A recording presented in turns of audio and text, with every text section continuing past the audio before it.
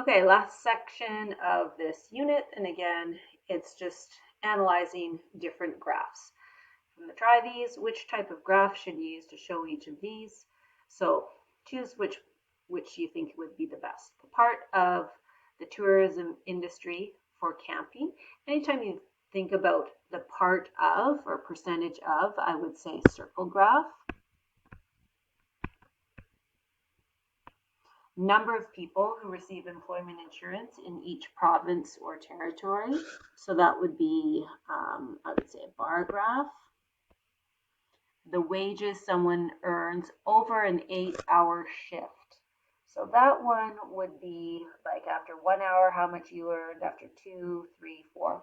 That would be more like a line graph would be best. Okay, Zach created 2 graphic representations to show the number of used cars on his lot. What decisions should Zach make? Justify your choices. So take a look. So this is all coming from the same data, both histograms, but this is split into 0 to 600. So basically 6,000 price interval as opposed to 2,000 in between here. Okay, so obviously the frequency doesn't have to be as high because we have more intervals.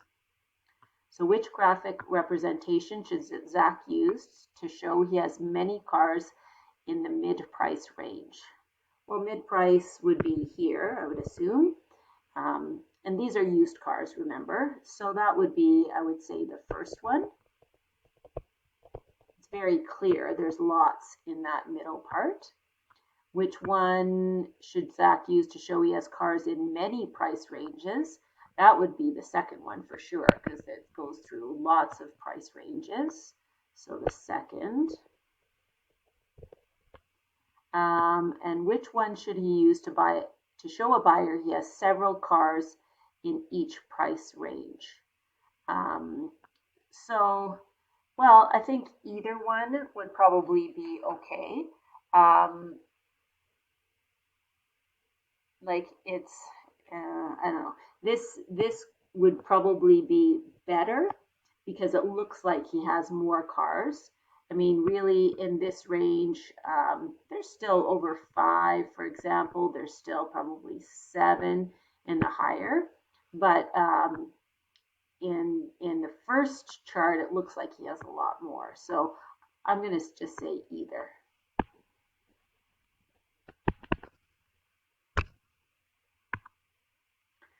Suppose you want to buy a car from Zach. What information is missing from the graphic representations? Well, more specifics. Like if you're buying a car, you want to know the exact price. So you can't tell from this.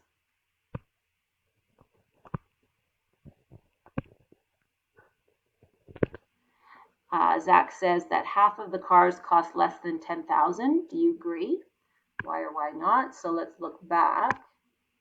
Half of the cars are less than 10,000. So this isn't split into 10,000. This is, so if we look here, then yeah, it does look, there's definitely a few more in these 4 bars than in these 4 bars. So yes, from second graph,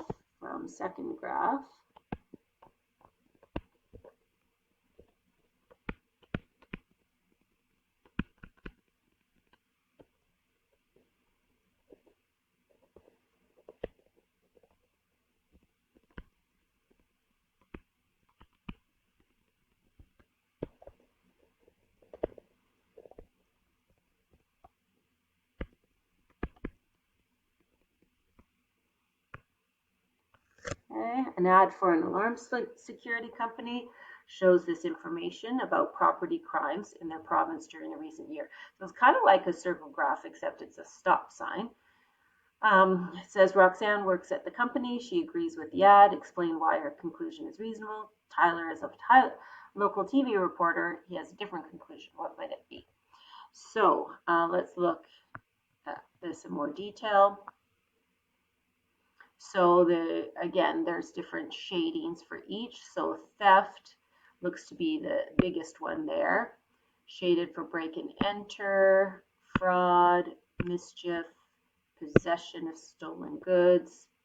Oh, possession might be this one here, and other property crime. I should really put them in order. Okay, complete the following to show why Roxanne's conclusion is reasonable. Fractions for crimes related to the theft are. So theft, so how did they get that value? So theft is this one here. So think about a stop sign has 8 sides, and these all, like when it's cut in there, that's cutting that in that triangle in half, and same in here and here. So basically this, if you think about cutting this into triangles, you're going to have in half of a stop sign 1, 2, 3, 4, 5, 6, 7, 8 triangles. And so it was 7 out of the 16, right? 8 is half, 16 is total. And so we'll just erase that one because it's not included. So it's 7 out of 16. Break and enter is this one here. So there'd be 1, 2, 3 out of 16. Possession of stolen goods. Now, possession of stolen goods, they switched these around, I think. So they've said 2/16, which is this one here. So they did put it in order, but I think they put the colors in a different order. In any case, 2/16. So the total is 5 and 7 is 12/16, which is 3/4. So 3/4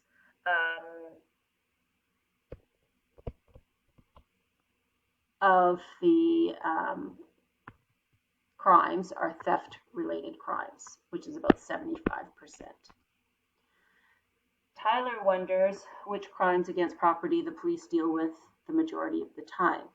Complete the statement below. The percentage of theft-related crimes is about what percent of the property crimes? So theft-related, so theft, what did we just say, was 7/16.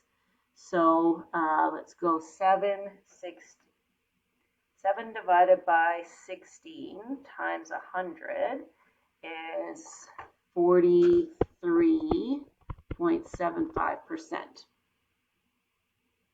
So for the other crimes, we're subtracting that.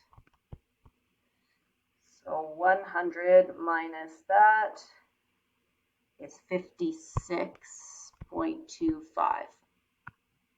So the police deal with the other categories most of the time. That's what he's talking about. But really, if you think about it, theft, break and enter often leads to theft, and possession of stolen goods means they've already stolen it, so it is kind of related. So it depends on how you analyze the data, and that's really what this section is about. Is if you take a look, you're going to describe some trends, what kind of graph might be best. I don't think you have to do any graphing of them. Okay, so that's this chapter done. You can work on the review.